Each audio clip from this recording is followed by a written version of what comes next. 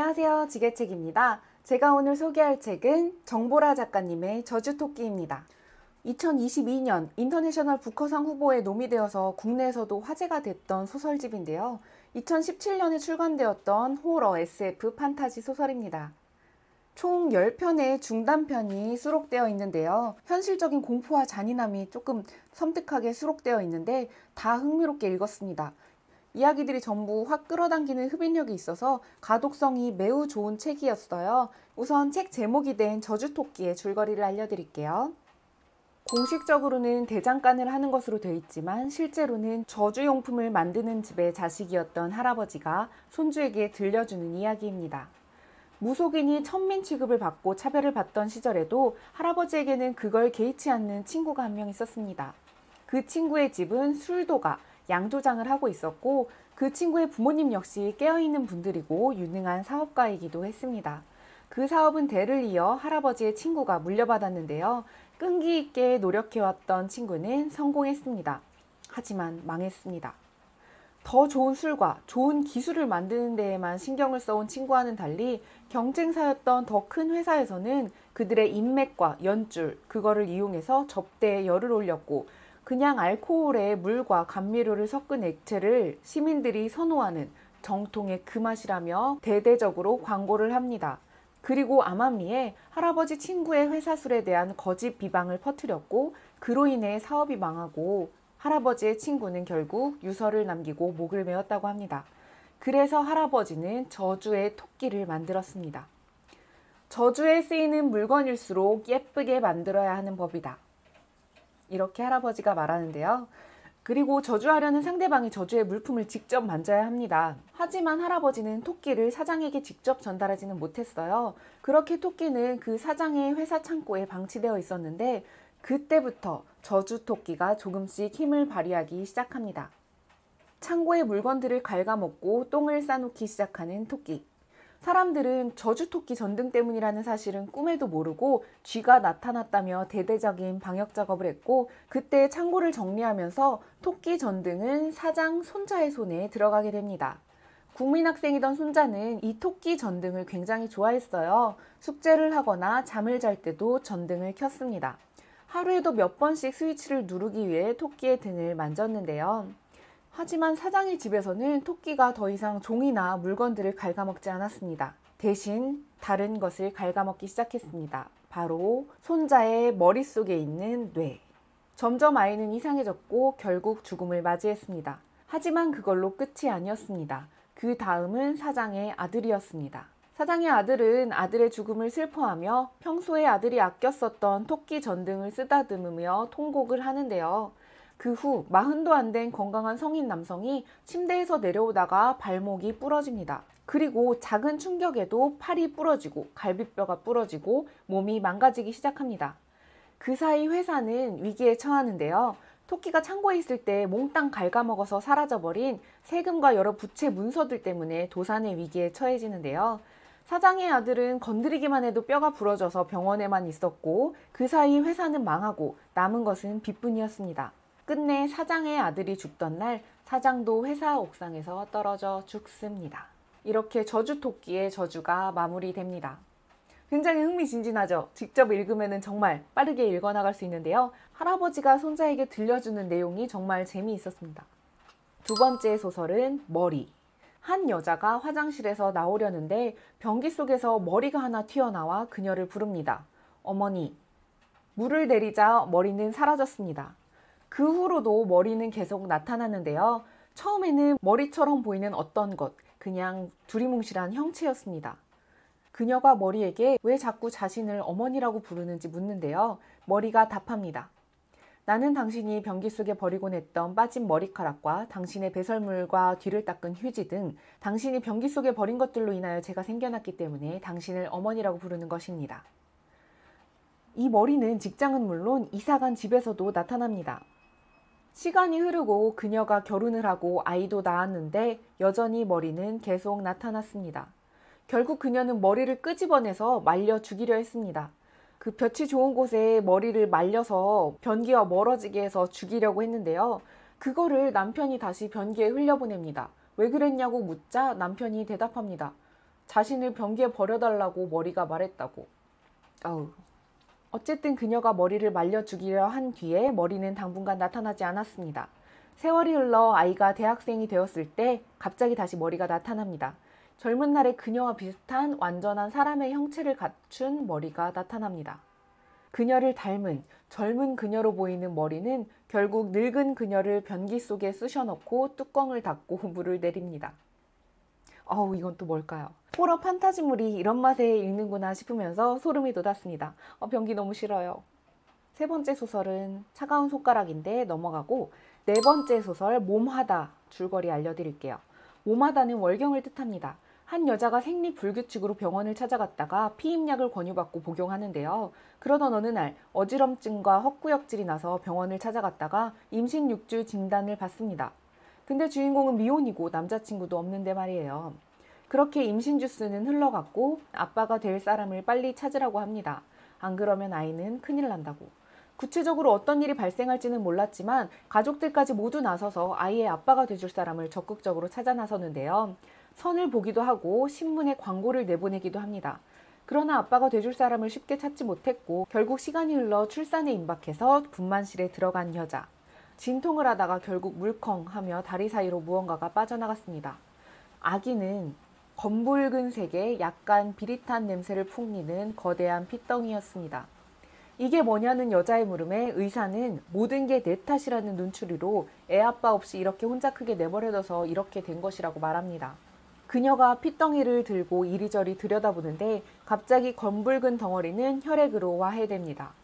그리고 다음 순간 분만실 문이 살그머니 열리면서 구급차 운전기사가 머뭇거리면서 들어와 내가 보호자가 되고 싶다고 말합니다.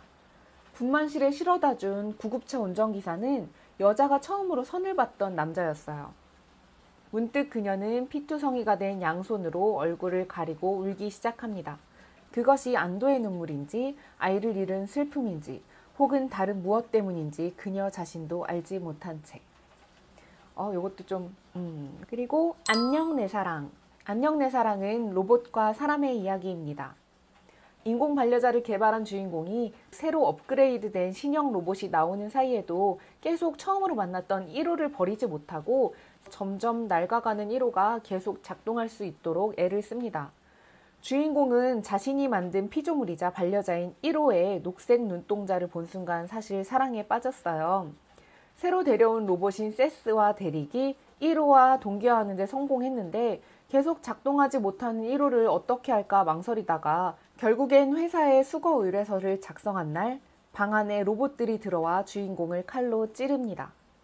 제대로 작동하지 못해서 옷장 속에만 있던 1호가 그동안 많은 생각을 하면서 살다가 주인공이 수거 요청을 하자 쓰레기 취급을 받았다는 생각에 자기와 동기화된 로봇 세스와 대릭을 이용해서 중앙 처리 장치를 연결해서 스스로 눈을 뜨고 시행한 거였어요.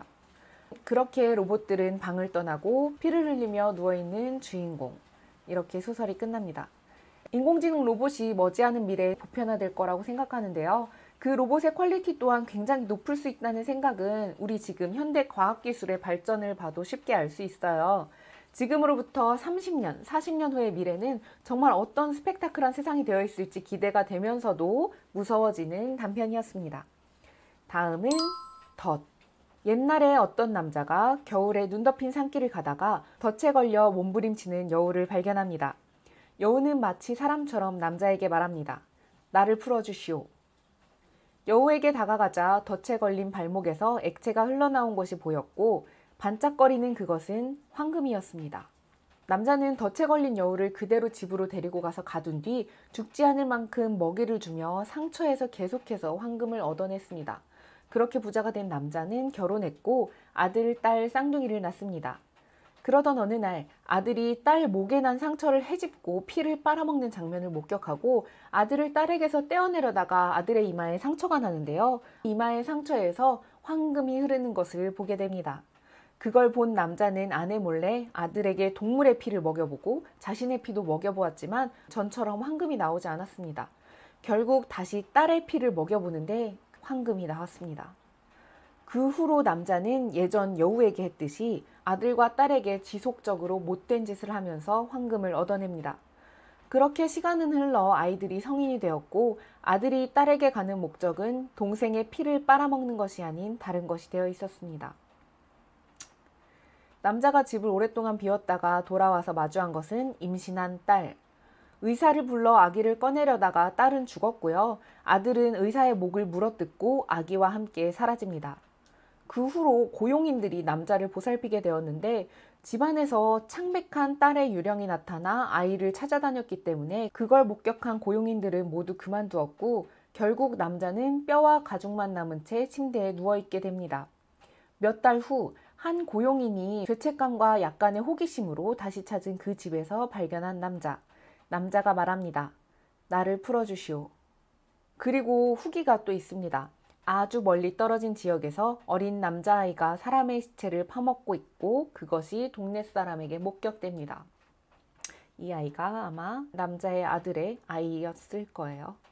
다음은 제목 흉터인데 이 책의 가장 긴 이야기입니다. 동굴에 갇힌 한 소년에게 주기적으로 괴물이 찾아와 척추에서 골수를 빨아먹습니다.